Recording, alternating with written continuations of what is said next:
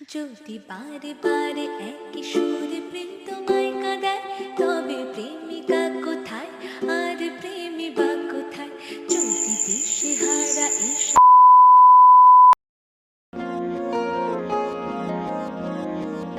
Hello সবাইকে, সবাই কেমন আছো? আশা করি তোমরা সবাই অনেক ভালো আছো, সুস্থ আছো। তো আমার চ্যানেলে নতুন আরেকটি ভিডিওতে তোমাদের সবাইকে ওয়েলকাম। তো চলো ব্লগটা দেখতে থাকো, তোমাদের আশা করি তোমাদের অনেক ভালো লাগবে। তো দেখো সকাল সকাল এই যে যেমন করি প্রত্যেক দিন, স্নান টান করে খাওয়া দাওয়া করে মায়ের সাথে একটু সাহায্য করি, কিন্তু যেহেতু দেরি হয়ে যায় উঠতে, তো মা কিন্তু নিজের কাজটা টুকটুক করে করেই ফেলে। তো তারপরে যেটুকু থাকে আমি হাতে হাতে সাহায্য করে দিই। তো আজকেও সেই একই রকম মা হাফ সবজি কেটে নিয়েছিল। তারপর আমি বললাম যে চলো একসাথে খেয়ে নিই। আর ওই যে হয় না যে যতই বেলা হোক যাই হোক, মা তো আমি না খেলে কী করে খেয়ে নেয় বলো, তাই একসাথেই খাবে বলে অত বেলা পর্যন্তও খায় না, প্রায় 11টা বেজে গিয়েছিল। তো সেই রকমই, তো এই জন্য বললাম যে চলো বাকি সবজিটা আমি কেটে দেবো, এখন চলো দুজনে খেয়ে নিই। তো খাওয়া দাওয়া করে এসে দেখো আমি বাকি সবজিটা কাটছি। আর আজকে বলেছি একদম সিম্পল রান্না করতে, কারণ মানে আমি যবে থেকেই এসেছি, তো মানে বলতে গেলে এরকমই রিচ রিচ খেয়েই যাচ্ছে এটা ওটা করে। তো ওই জন্য বললাম যে একদম সিম্পল লাউ ডাঁটার চচ্চড়ি ঝিঙ্গে দিয়ে আর হচ্ছে তোমার মাছের ঝোল। তো সেই রকমই রান্না করতে বলেছিলাম। তো মাকে বললাম তুমি ভাতটা বসিয়ে দাও। আর আমার মায়ের যেহেতু মানে নার্ভের প্রবলেম, তো নড়াচড়া করতেই বেশি প্রবলেম হয়, তো ওই জন্য বললাম তুমি বসে বসে ভাতটা বসাও, আমি বাকি মশলা টশলাগুলো পিষে দিচ্ছি। তো সেই জন্য হচ্ছে যে আমি এইদিকে দেখো জোগাড় সবজি কাটার পরে মশলাটাও পিষতে চলে এসেছি।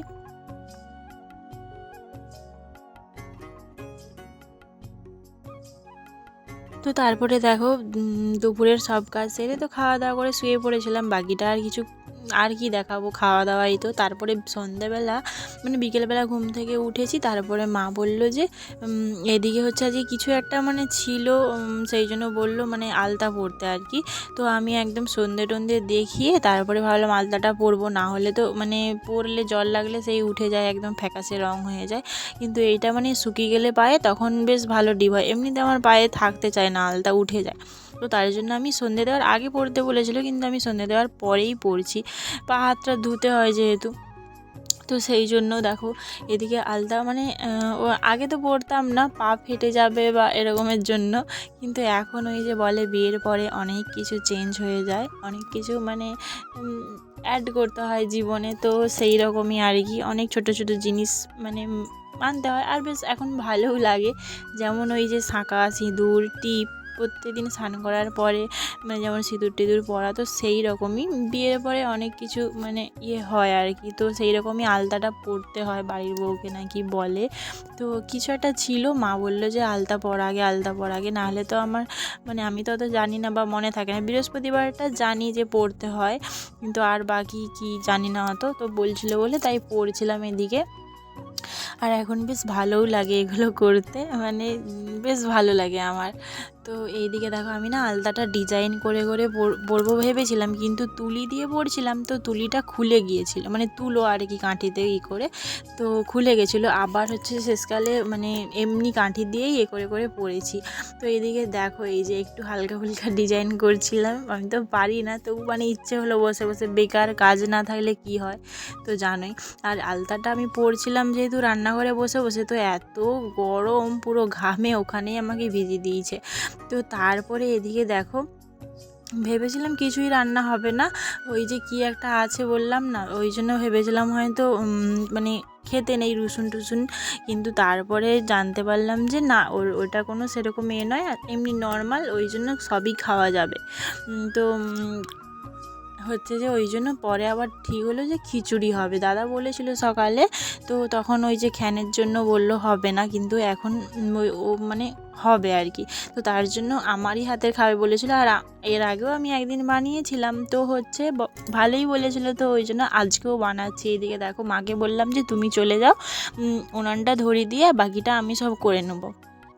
তো এইদিকে দেখো সবজিটা ভেজে একদম তুলে দিয়ে তারপরে আমি একদম মশলাটা পিষে মশলাটা কষবো। তো ওই জন্য বললাম তোমার আর কাজ নেই, তুমি চলে যাও, শুধু শুধু বেকার লড়বে অসুস্থ মানুষটা, তো তার জন্য আর কি।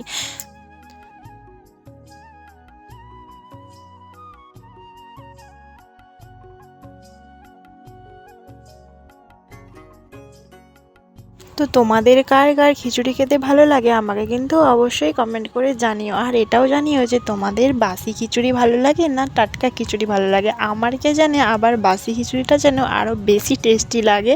ওই যে বাঙালি বাসি জিনিস খেতে বেশি ভালোবাসে, অনেকে ভালোবাসে না, কিন্তু আমার যেন বেশি ভালো লাগে বাসি খিচুড়িটা খেতে। তো তোমরা কিন্তু অবশ্যই আমাকে কমেন্ট করে জানিও।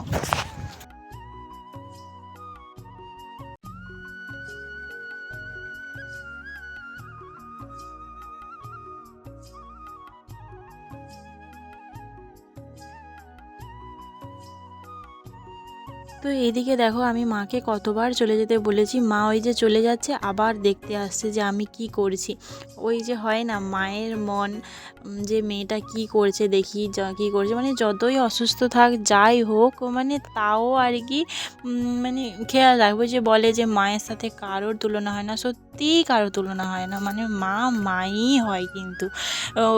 মানে যে যতই ভালো হোক না কেন, দেখো আমি কতবার বললাম আমার মায়ের কিন্তু অনেকটাই শরীরটা খারাপ, কিন্তু তাও দেখো আমি অনেকবার বলেছি চলে যেতে, কিন্তু তাও বারবার দেখতে আসছে। কিন্তু এটাই তুমি একটা বাড়ির বউ হয়ে মানে করো, তোমার পেছনে কিন্তু কেউ থাকবে না, সে যতই সুস্থ মানুষ থাকুক আর যাই থাকুক, তুমি কিন্তু সেখানে পুরোই একা কাজের সময়।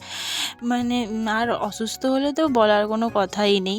তো কি আর মানে বলবো, প্রতিটাই মানে এরকম হয় আর কি বাড়ির বউদের সাথে।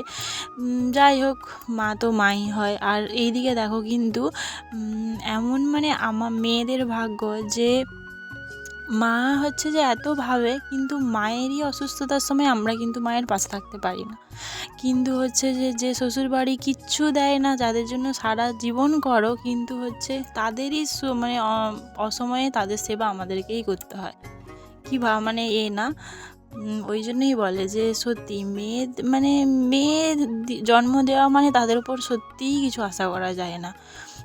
মানে ওই জন্যই যে মানে ছেলে জন্ম দেওয়া মানে সে নিজেদেরকে একদম লাকি মনে করে, তার কারণ এত সব সুখ তো ছেলে জন্ম দিলেই পাওয়া যায়, তাই না? তো যাই হোক বাদ দাও। এদিকে দেখো খিচুড়িটা আমি কেমন মশলাটার কালার এনেছি তোমরা শুধু দেখো। আর এখানে কিন্তু আমি একটু বাটারও অ্যাড করেছিলাম, শুধু দেখতে পাচ্ছ কেমন গ্রেভিটা হয়েছে। দেখো বলতে বলতে কিন্তু আমার খিচুড়িও একদম পারফেক্ট রেডি হয়ে গেছে। দেখো কত সুন্দর কালার এসেছে, ধোঁয়ার জন্য বোঝা যাচ্ছে না, কিন্তু দারুণ টেস্টিও হয়েছিল। আর এর সাথে আমি বানিয়েছিলাম হচ্ছে যে একটু পাঁপড় ভাজা আর বেগুনি কুমড়ো ভাজা আর লঙ্কার বড়া। তো এইগুলো ছাড়া যেন মনে হয় না খিচুড়ি অসম্পূর্ণ মনে হয়। তো এদিকে আমি একটু টেস্ট করে দেখছিলাম, তো এই যে দেখো নিয়ে বসে পড়েছি। তো চলো আজকের ব্লগটা তোমাদের কেমন লাগলো অবশ্যই কিন্তু কমেন্ট করে জানিও। চলো আবার দেখা হবে নেক্সট কোনো ভিডিওতে। টাটা, সবাই ভালো থেকো সুস্থ থাকো, অবশ্যই নিজেদের খেয়াল রাখো।